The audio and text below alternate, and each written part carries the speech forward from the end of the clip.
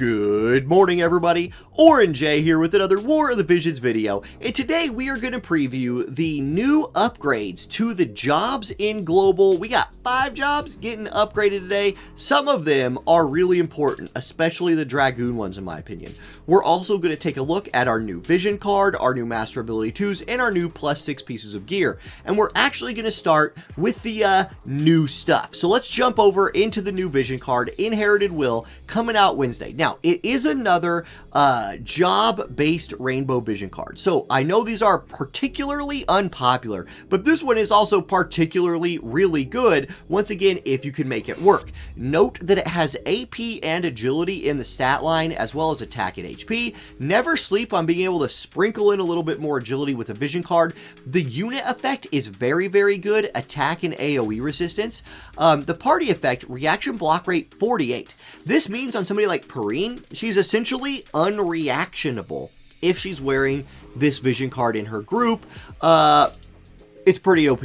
Now, also strike attack 28. We do not have a lot of strike attack buff Vision cards in the game, so getting strike attack on a VC is a big deal. And HP 25%. That's the same number that like an HP up Vision card gives. So the trick is, can you actually use that thing? Here's the list of units that can use that. So in the future, our boy King Bradley's going to come in here. You pair him with like Perrine and maybe Edward or Snow. You're looking at a potentially very, very strong striking team. That's the future outlook for this card. In the meantime, for like cost limited situations, what about Perrine, Snow, Slime? Urel, Perrine, Slime, Urel, Perrine. So there's a lot of striking units on this list. Tifa could make a comeback in some world.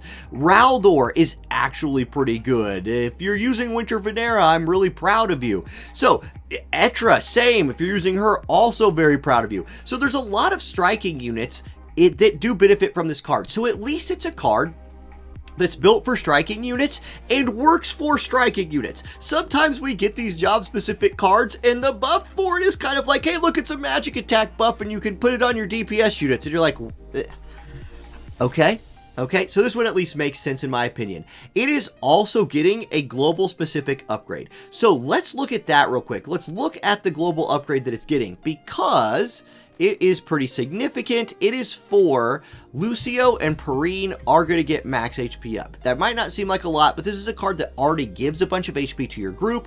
Giving that HP along with the area attack resist will make one of those two people wearing it very good. Also keep in mind that Lucio is a striking unit. Was he on this list of people that received the buff? I don't see him on here. I don't think he was. No, I don't think so. Lucio does not receive the buff. I wish he did, since they included him on the global upgrade. It is what it is. We're going to move on. Ildira. Now, this is a pretty good one. Ildira, an original unit in the game, somebody anybody can get for free from the token shops and stuff. Let's go ahead and see what her Master Ability 2 upgrade is. Previously, she had AoE resist hit in Spirit 5. For an old Master Ability, that's pretty good. That's actually really solid for the modern game, but we need to upgrade it. So here's what it looks like upgraded. She's going to get her group buff, which she desperately needed to have as a support player.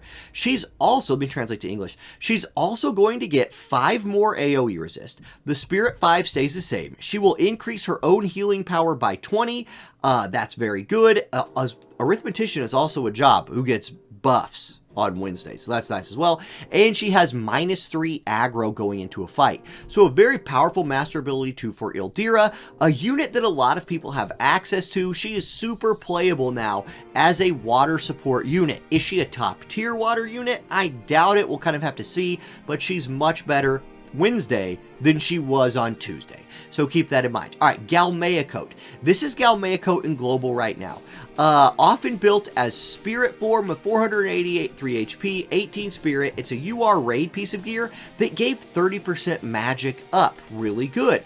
The upgrade with the +6 looks like this. The Spirit version now gives 22 Spirit, so 8 more there. 483 HP becomes 531. It still gives 30% magic, but it now also gives 10 Human Killer with magic attacks. So that is a much more powerful piece of gear. Adding that Human Killer on there is nice. If you want to build a Galmea Coat, it is raid rerun week starting Wednesday, so you can go out there, farm up some recipes, and build yourself one. Elf Cloak is next. Now look, if you're a brand new player, I want to sprinkle this in. If you don't have a lot of really good gear yet, especially armor, a literal +0 Elf Cloak is a gear that can offer you 448 HP and 16 defense. Don't do evade. I highlighted the wrong thing.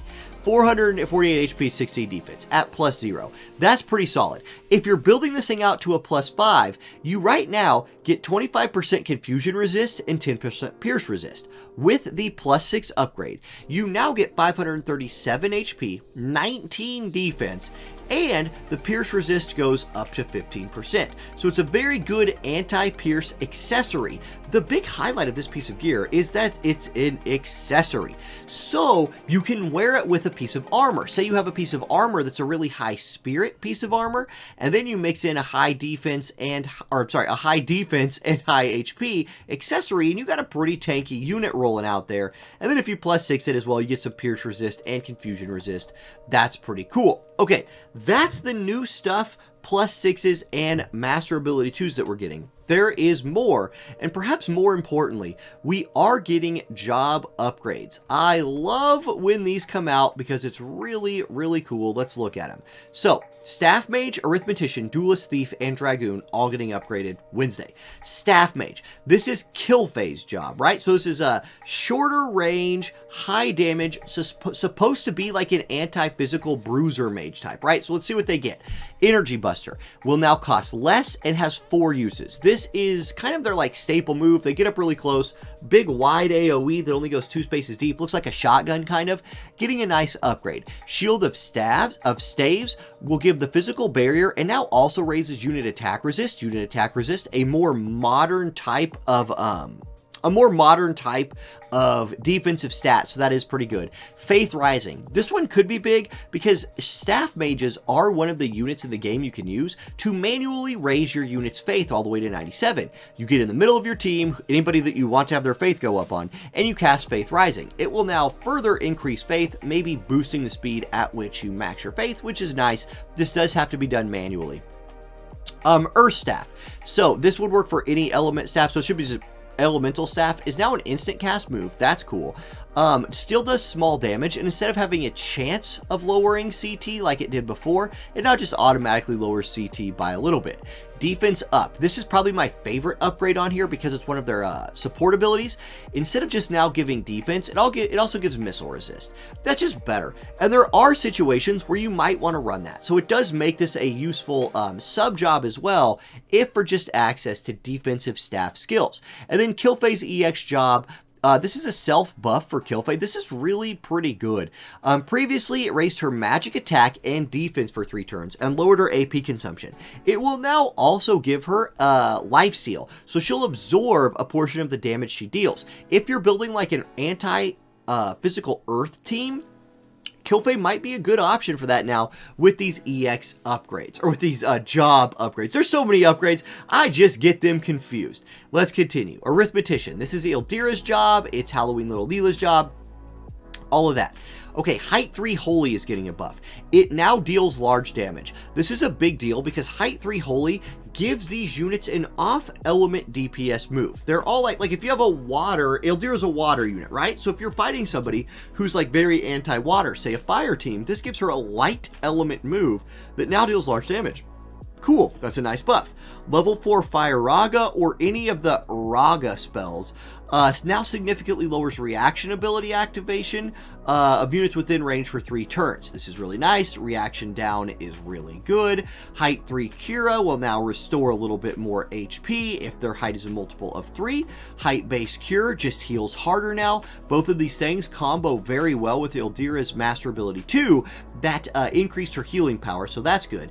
Height 3 Resistivity. This is an Ildira EX job ability. Previously raised Pierce, Strike, and Missile resist of allies. A pretty powerful buff. Will now further increase the effect if the height is a multiple of 3. A little bit hard to set up, but potentially really good. And then level 4 Wind Axiom. This is my favorite buff on this list. It's Halloween Little Leela's buff. It gives her an accuracy up modifier move. She's a unit like Sottily who has a chance to like miss evasion units sometimes. Having access to a high accuracy move will be nice for her. Okay, Duelist. This is Pumpkin Spice Frederica's main job. Let's see what upgrades it gets. Pressure Flurry. Lowers target's defense for 3 turns, 2 hit damage medium. It will now also lower healing power. A theme of this upgrade system right here for Duelist is that it's going to be lowering healing power of the target. That's the theme. Okay, ready to engage. This raises area attack resist and critical hit rate of allies around self for 3 turns and bestows AP recovery upon critical hit. This was already a really good buff. Area attack resist is a nice buff. Critical hit rate is just a nice little addition to that. Fatal Pirouette. This now deals medium damage to enemies, and that's a big deal because previously this was a friendly fire move. It now only hits enemies and will lower their accuracy rate for 1 turn if you crit them. So walk in close, drop this move if you're Frederica, drop their accuracy rate, get a little bit more dodging in. Because Pumpkin Spice Frederica's big deal was she died too much for an evade unit. She's getting buffs to that. This helps. Another buff to help her right there. She gets Courage. So she now has Courage for 1 time on her self buff that already raised Pierce and Magic attack resist for 3 turns. This buff before was something you probably just didn't cast all the time. Now it seems like a must cast with that addition of Courage for it. Then Drain Flurry. This is Frederica, again, Pumpkin Spice Frederica's EX job ability. This lowers target's defense for 3 turns, 2 hit damage. It now again also significantly lowers healing power, continuing the trend of just lowering healing power with these upgrades. And then let's not forget about our boy Chunok. So Chunok's Triple Reeve raises slash attack resist piercing rate for 3 turns, then deals 3 hit damage. His piercing rate will be increased further. So he gets a PvP upgrade right here. Chunok still feels more like a PvE unit to me. You're still going to use this move all the time. It might still be good for PvE. We'll see. And then Break Flurry removes Protect from target, destroys any barrier that reduces physical damage, and lowers target's defense for 3 turns, deals 2 hit damage. This does so much, right? It's a barrier breaker, Protect remover, defense debuffer, and it now also lowers healing power, further keeping with the ability to drop healing power from these jobs. Now look, lowering healing power is actually very useful. If you've played into like a double bruiser healing comp, if you can't burst those bruisers down and they're getting full HP healed by like Velis every turn, you lose. By being able to lower their healing power, it does give you a chance of fighting them if you cannot break them. So Chunok gets those buffs. Thief. Now, Thief, not a ton of thieves in the game, right? There's just not a lot of Thief main job units, but let's look at what they get. Mug gets a big buff. Range height from 1 to 2, removes all buff from target, then deals medium damage, reduces AP, recovers own AP, and has a chance of stealing item. The time you would think about using Mug would be on like the guild chambers, right? Guild snapper chamber. Maybe now you build yourself a team of thieves with the ability Mug, turn every other move they have off and just let them run around mugging turtles all weekend and see how many more snappers you can get, especially now that they won't be blocked by like the range height deal. Sneak Attack. Deals large damage to target when attacking from behind, lowers slash resist before dealing damage, and guaranteed critical hit. Now, I thought for a second this was a slash resist debuff. I now think, after reading it a second time and reading some of chat, I now think that this is not a slash resist debuff. I think this is like just for this move. It will still deal a lot more damage in PvP, but it is not a PvE upgrade if I am reading that right.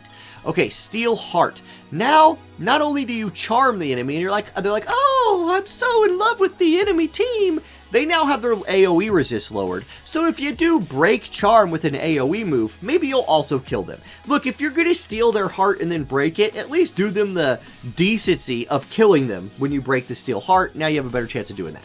Shadowcast. Raises own evasion rate and reaction block rate for 3 turns. A big buff to Shadowcast. It's a self-only evasion buff. Now also gives reaction block rate. I like that a lot. And then Snipe Dagger is 7 AP cheaper to use than it was before. Now Dragoon. Dragoon, I think, is the most important one on here. Dragoons are already a very popular PvP class. Let's check out their buffs. Vertical Jump. Lowers evasion rate for 3 turns, then deals damage large after jump delay. So Dragoon's getting access to a higher accuracy move. That's a big deal for them. So that's nice. That's a nice little thing to add to a Dragoon's kit. Horizontal jump gets a range increase. This is a big deal because this was already the move where like Dragoons can kind of play as almost a range unit. They stand really far back, they jump from far away and do big damage. I like that a lot. It now also lowers jump by 1 for 3 turns.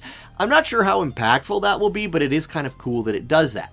Dragon Dive. This was like their most potent, oftentimes, DPS move. It now hits in a square instead of a cross-shaped AoE, so that's an upgrade. Range height 2 is a big upgrade. And then it still does medium damage and significantly lowers healing power when you crit. So a lot of buffs right there for Dragon Dive. Really trying to bring the Dragoon class into the modern game with that. Now, something that Dragoons have a weakness of. One of the big weaknesses of their kit was they didn't have good buffs. Like, they had Dragon's Kin, which was an attack buff. Kind of so what, right? It's really good now. So, it still raises attack, but it now also gives you protect and raises critical hit rate and significantly raises reaction block rate while your protect is up. So this is a big buff now. This is something you now want your Dragoons casting as opposed to just being like, please just cast your TMR and start walloping the enemy. You might want to give them a second turn now. Okay, HP up. So their support ability, HP up. I'm sorry, I call it support ability. Passive ability. It is called support ability. I was right the first time. HP up becomes Dragoon lore. Now it's a max HP buff and healing power buff. I still don't think this is very good. So there it is. Drain Dive. This is Winter Mashari's EX job. Range height goes from 0 to 2. That's obviously a big deal, right? Then it also will absorb a portion of the damage dealt. So maybe you run Dragoon lore on Mashari and hope she like one-shot heals herself every time. I don't know. Magic Wall. This is Camilo's EX job. It's a magic barrier that now significantly reduces magic damage. So he's a better anti-magic unit than he was before. And then last up, Viktora's Frost Reaver gets range height 2. Again, that's huge. But the biggest part of this upgrade right here is it now deals damage to only enemies. Turning friendly fire off on this move is such a massive deal for Viktora because this is a frostbite move. Inflicting frostbite on the enemy is just game-changingly powerful. So now she will use this more often. This is a move she loves to use, but would often pass on it because she would also hit an ally. No longer will it hit allies. Big buff to Viktora, who's already really strong at 70 cost and is now getting all of these Dragoon buffs and her EX job buff. So there we go, guys. That is the new stuff coming to Global this week and the job upgrades. If you are pulling tomorrow, I will be live on stream after school. It's going to be a short one because I'm on big time dad duty on Wednesday, but still come out and check it out. We just got a little bit of pulling to do anyway, just a vision card. Not going to be too much going on there. Maybe, I'm looking forward to see if we get some Warrior of the Crystal banners since it's like, we didn't get any last week.